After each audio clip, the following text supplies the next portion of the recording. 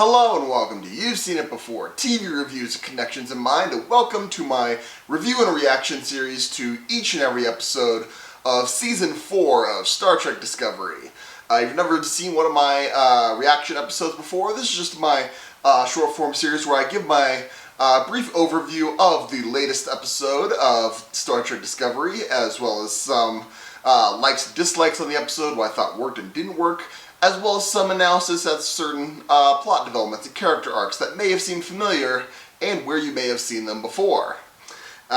This, of course, will be spoiler-filled, so if you haven't seen the latest episode of Star Trek Discovery yet, I suggest you see that first and then come back here and we can do some recap together. But with all that said, hopefully you've seen the episode. Let's get into Star Trek Discovery Season 4, Episode 1, entitled Kobayashi Maru, where we are seeing, after the events of Season 3, Michael Burnham has ascended to the captaincy of the Discovery, while Saru is off on Kaminar, helping out Su'Kal grow up and become reintegrate into the society of Kaminar, and the crew of Discovery is helping to usher in the new era of the Federation. Now that the supplies of dilithium are being restored, they're being slowly working their way back into the spacefaring races. The Federation is reestablishing ties with its previous member states. We start the episode with Burnham and Book settling on trying to reestablish contact with a species that had been cut off from the Federation after the burn. These aliens are kind of, butterfly people, and the crew of Discovery helped them to reestablish power to their navigational correction satellites, which allowed these aliens to fly properly, navigate across their planet. And this is just along with a gift of dilithium. This is a token gesture to show that the Federation has changed, that they are sincere in re-establishing diplomatic ties.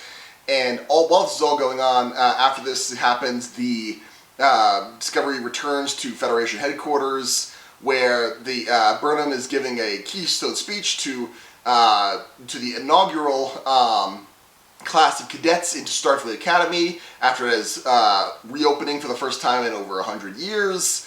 And also at the ceremony, the new Federation president introduces herself and sets out a new space dock where the new exploration vessels will be refitted with new technologies, new propulsion drives will be created. All this is going on, and while this is happening, the Discovery is assigned by the Admiralty to investigate a Federation space station that is sent out a stress call. The Discovery goes to investigate. However, the new Federation president also accompanies Discovery along this. It is revealed later that the president has been evaluating Michael Burnham as on her short lists for the captaincy of a new starship that will be also the prototype for a new propulsion system. But before all that happens, the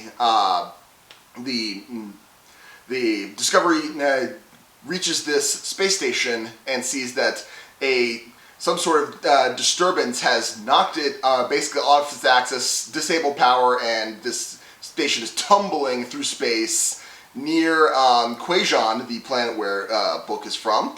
And the Discovery then beams over Tilly and Adira to help out with the space station's repairs. However, that doesn't go quite according to plan because a cloud of ice, methane, basically, asteroids start attacking. Is heading towards the station, and during this evacuation of the station personnel, the tensions arise between Burnham and the president, where Burnham is basically, Discovery's taking real damage in this rescue attempt, and Burnham has to basically goes outside the ship to ensure that the rest of the crew of Discovery can get and the space station can be evacuated and get aboard.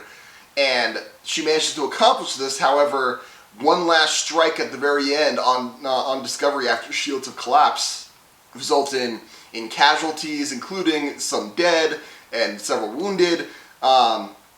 This just all this is showing that there's more tension along with the president, where the president is basically saying, "Hey, you have you risked everyone for a few, and you have this pathological need to save everyone, where you just can't save everyone."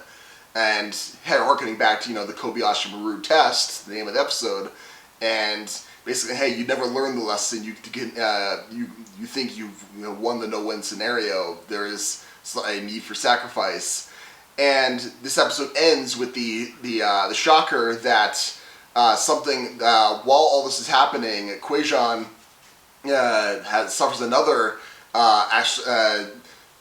spatial anomaly. Book manages to escape and bring word to Discovery saying, "Hey, something's wrong. Can you go back and investigate?" And the episode ends with the shocker that Kwejian has basically been destroyed by this spatial anomaly. Whereas where this anomaly knocked the space station off its axis and sent it hurling away, this one actually knocked a planet hundreds of kilometers away from its orbital path and just destroyed the planet. So that seems to be setting up the mystery of what exactly happened to Kwejian. What is this anomaly? What is going on? So that's basically the first episode of Star Trek Discovery Season 4, and I mean, there are several things I like that they're setting up this this spatial mystery is definitely this Discovery has this habit of world-ending, universe-ending stakes or whatever, and that could get tiring as season after season, and I think that there's definitely danger of that happening again, and setting this mystery of what's going on. That only works if the payoff is any good, and Discovery certainly had its ups and downs with that, and you can see my previous reviews and reactions to the seasons 2 and 3 to see some of the ups and downs on that front. Where I also like the conflict as well is it looks like we're setting up Burnham to get some humongous character growth, and as long as they don't go down the path of trying to do recreate a Wrath of Khan scenario where it's like, all right, no, you got to learn the lesson of you can't save everyone. Someone's going to have to make the sacrifice, and that's the burden of command. Then I think that I hope they don't go down that road. There's early indications that they might, so I'm a little bit nervous about that. But I'm also excited. I think that there's some tension going on there. I also think the tension between Burnham and the new Federation president, which I can't remember her name off the top of my head, that's an interesting dynamic there. And I think the president being revealed that she wasn't just accompanying the mission just to punch a ticket, being actually available, was an interesting dynamic. I think that conflict, it's an interesting conflict. It'd be interesting to see where they go with this. However, I do think that as long as they don't drag it out throughout the rest of the season, I think that there's promise for this going well. As long as it gets resolved, maybe by the halfway point of the season, then that'll be good. However, one thing about this conflict that I think, kind of comes out of nowhere and is sort of petty and I don't know what's going on, is when the president actually chimes in on this, basically hostage situation with the station commander holding a phaser on Tilly and Adira, and the president basically talks him down saying, oh, hey, I know you want to get home and your planet's lovely, I've been there, but then Burnham's like, were you reading his file? Did you lie to him? It's like, doesn't matter. It's a hostage situation. You say what you gotta do to calm the guy down, so you can all get away safely. It's like, I don't know why that was such a huge deal for Burnham, but hey, well, that seemed like a weird note for me. Also, what I think really what I really liked about this episode was when they revealed the space dock. I love that it's the Archer space dock, and as the running lights come on, you hear it's the Enterprise theme, not Where My Heart Will Take Me, but the closing credits, the closing credits score. And I really like that, we're starting to get some more, now that we're 20 years past the season, almost 20 years past the season, the series finale of Enterprise, that we're starting to get some more, getting more appreciation for Enterprise, and it's getting more acceptance in the new canon.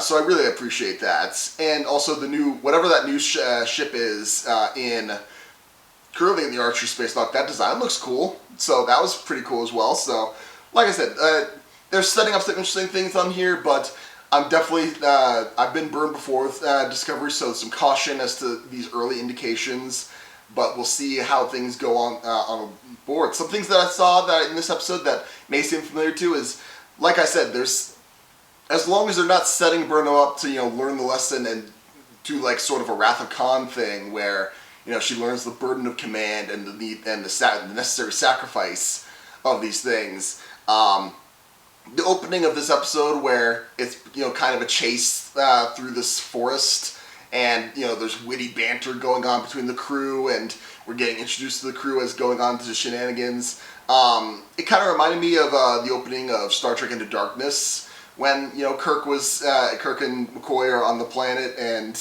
running through that forest away from the, from those primitives or whatever, and I think, hopefully that's the last parallel between Star Trek Into Darkness and Discovery Season 4. But also, the fact that, the whole heart of this argument is, an officer learning that you can't save everyone and someone's going to have to make the hard call. It made me think of Star Trek The Next Generation, Thine Own Self, when, Deanna's taking the command track, and that was the bitter pill that she had to swallow as far as that. Also, that was kind of the character arc of Matthew McConaughey's character in U-571, where he was the XO, and now he's become the captain. He's learning. He was the best friend of all the crew, and now that he's in command, it's like, oh man, now I have to.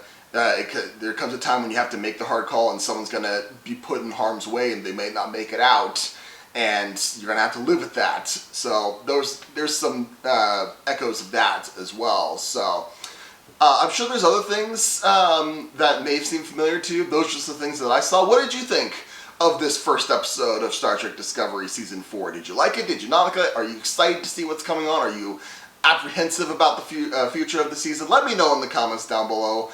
Thank you so much for watching. I hope I appreciate whatever audience I can get. I look forward to reviewing and reacting to the rest of the series of this season with the rest of you.